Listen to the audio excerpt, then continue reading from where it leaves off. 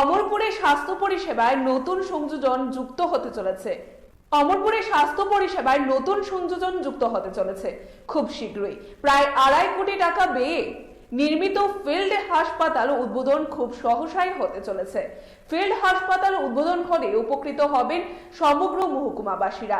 এই মর্মে সোমবার অমরপুর স্বাস্থ্য আধিকারিক প্রসেনজিৎ সরকারের উপস্থিতিতে হাসপাতাল কনফারেন্স হলে আয়োজিত হলো উদ্বোধনী এক প্রস্তুতি বৈঠকে মহকুমা স্বাস্থ্য আধিকারিক ছাড়া উপস্থিত ছিলেন অমরপুরের বিধায়ক রঞ্জিত দাস, গোমতী জেলা স্বাস্থ্য আধিকারিক এবং নগর পঞ্চায়েতের চেয়ারম্যান বিকাশ সাহা সহ মহকুমা সরকারি দপ্তরের সকল আধিকারিকরা।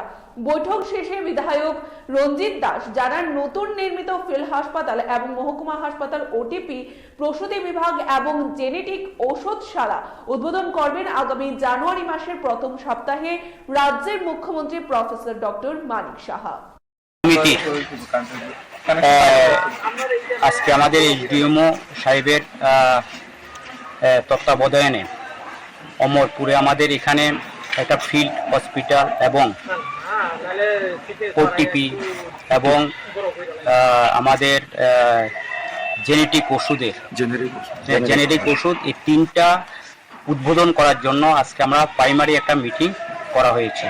এখানে আমাদের সঙ্গে রয়েছেন আমাদের সিএমও সাহেব, উনি আজকে এসেছেন বিষয়গুলো সরজমিনে দেখে, আমাদের আরডির এক্সিকিউটিভ ইঞ্জিনিয়ার, আমাদের নগর পঞ্চায়েতের মাননীয় চেয়ারপারসন এবং আমাদের অমরপুর হসপিটালের এসডিএমও সাহেব সহ বিভিন্ন দপ্তরের যারা আধিকারিক।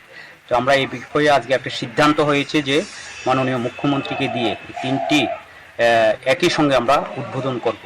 এই বিষয়ে আজকে এখানে আলোচনা হয়েছে এবং মাননীয় মুখ্যমন্ত্রী মহাশয়ের আমরা সম্মতি পেলেই আমরা চাইছি জানুয়ারি মাসের তৃতীয় সপ্তাহের মধ্যে সেগুলো উদ্বোধন করে জনগণের স্বার্থে সেগুলো নিবেদন করা হবে। তার জন্য আজকে আমাদের এই মিটিং এবং এই ভিডিও রিপোর্ট ত্রিপুরা নিউজ 8।